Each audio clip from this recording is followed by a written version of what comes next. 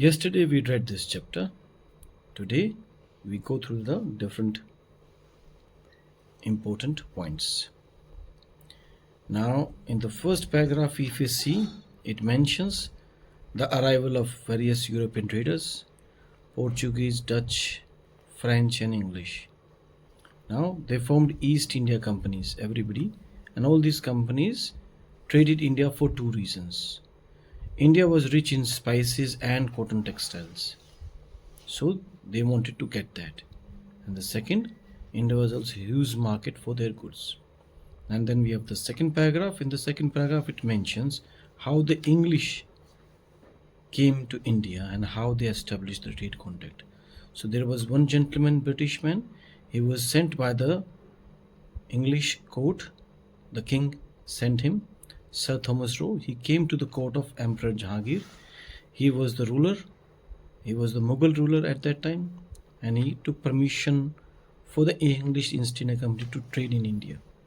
Now, when he got the permission, he established factories in Surat, Bharuch, Mumbai, Calcutta. Now, all these are near the sea, because they needed to shift all the material back to England, and it was done through the water. So it was near the sea area. Now we come to the next page. In the first line it says English East India Company's trade proved to be very successful. Now, proved is a word that is used for different meanings. Now, in this, it says the meaning is the trade that English East India Company was very successful, and they were able to make huge profits. Now, this made them powerful, so they started carrying out conquests in India. They tried to capture more and more areas. 1757 is a very important battle. It was a battle of Plassey, fought against Sirajuddaulah, the Nawab of Bengal. He was controlling the Bengal area, and the commander-in-chief Mir Jafar. Now you can just imagine, when the fight takes place, the Mir Jafar, who is the commander-in-chief, that means all the army was under him, and he shifted his allegiance to British. So the king, Sirajuddaulah, he didn't have any army to fight. So actually the battle was won with limited loss of people, and the army led by Robert Clive and Mir Jafar helped him. In fact, he betrayed Sirajuddaulah. He was supposed to be with him, but since the whole army, the chief is shifted, so it was very easy to defeat Sirajuddaulah, and he was captured, and Clive emerged as the de facto. Now, de facto means he is actually not the ruler. In the eyes of the public, somebody else was put on the throne, but actually he was the ruler, de facto. In fact, he was ruler of the Bengal. Now, this paragraph mentions about the Anglo-French wars, because the French were also powerful. They also tried to capture areas, and Anglo-French war took place and British defeated them. Then we have 1764, another important battle. First of 1757 and then 1764. Now, in this battle, the Mughal Emperor Shah Alam II, Sirajuddaulah, Nawab of Awadh, they were defeated. So the area, the whole of North India almost came under them. So they got the Diwani rights. Diwani rights means the right to collect the revenue.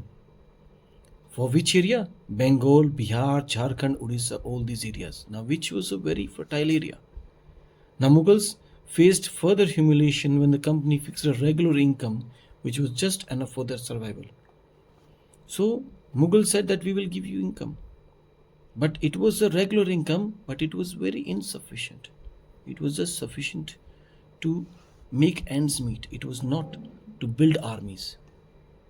Now, after this, there was another important battle that took place in 1799. There was Mysore state, and Mysore state was becoming very powerful. So they defeated Tipu Sultan in 1799. After some time, they defeated the Marathas, Awadh and Punjab, and slowly they took all over India. Now, they followed two different policies. Subsidiary alliance and doctrine of lapse. Now, these two policies, you may have some confusion. Now, subsidiary alliance and doctrine of lapse were the policies made to annex more and more areas in a different way, not fighting directly, but in a subtle way. So, Lord Wellesley, he introduced the subsidiary alliance. Now, subsidiary alliance, let's suppose they defeated an Indian ruler. They said, you don't keep your army. Instead, we will protect. How we will protect? We will keep company's troops at your place. And you don't need to keep army. Now, when an Indian ruler is not keeping army, that means he is weak. And the company's troops are there, and who is paying for them? Indian ruler is paying. So the company's troops are increasing. Indian rulers don't have army, so they are very weak. So British gained the complete control over the foreign affairs of that ruler. This was a very, very good policy. They don't have to fight, but they were able to expand the area and maintain and consolidate their area. The second policy was doctrine of lapse. Now, doctrine of lapse was introduced by Lord Dalhousie. He said that any princely state whose ruler was incompetent means he cannot rule, or is not, do not know how to rule, or if he dies without a natural male heir. Now, sometimes when the kings don't have a male heir, they used to appoint from the family members, but he said no. If this is a situation, do not have a natural male heir, that state will come under British. Like this, they took Satara and Jhansi. These were annexed under this doctrine of lapse policy. Then next we have ruling the empire. Now, when they have controlled the whole of the area, they needed to make some policies. The land revenue system, army, police, bureaucracy and judiciary. Then we have the First War of Independence. It gives a framework why the First War of Independence took place. Now, there was, as company's rule was unjust, because company rule was for the benefit of the British.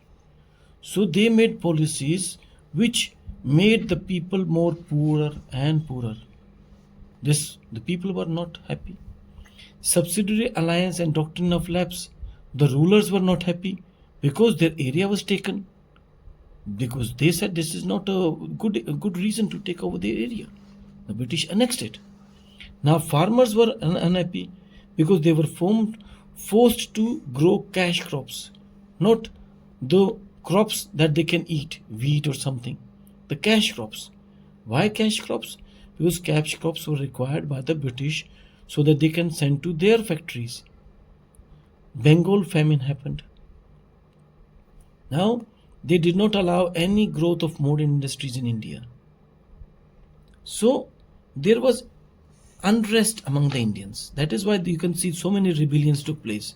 These were local rebellions. Basically, the peasants, tribals and all this. Then we have the famous revolt of 1857, which is called the First War of Independence also. The revolt of 1857 marked a watershed. Now, watershed means an important landmark in the colonial history.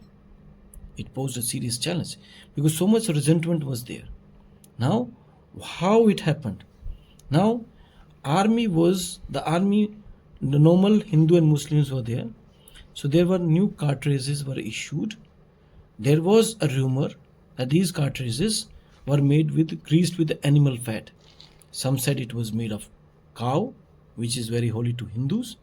Some said it is made from the pig, which was not liked by the Muslims.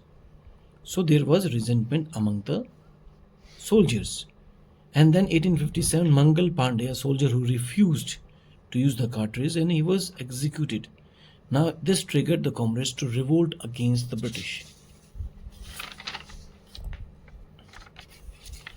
And on 10th May 1857, the revolt took place in Meerut.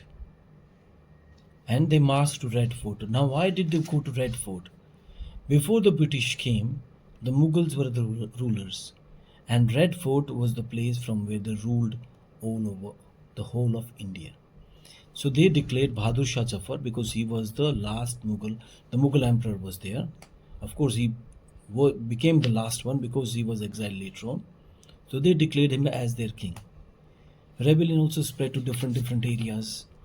Now, revolt was not only with the soldiers only. There were many rulers also. There were some other leaders also. There were many leaders: Nana Fadnavis, Tata Tope, Bhagat Khan, Begum Hazrat Mahal, Rani Lakshmi Bai. Then landlords also. All were against the British. It was repulsed. Now they used British. They used force to suppress. And Bahadur Shah Zafar was exiled. Exiled means you are not allowed to come back to India. He was exiled to Rangoon, that is in Myanmar, nearby. That is, he was taken from there, and there he died, and the Mughal dynasty came to an end. Now this effect of this was, it was under the British East India Company. Now it was brought under Queen's Proclamation, 1858. The British Queen became the ruler of India. So the whole of India came under the British crown. Now, then we have 1857. Some say it's the British said this as a mutiny. They said British because they said only soldiers were the people who rebelled, but it was not the case. Now some call it's called the First War of Independence, and it was a fight for freedom from the British rule. Now the leaders also celebrated as the martyrs, that who fought for the freedom struggle.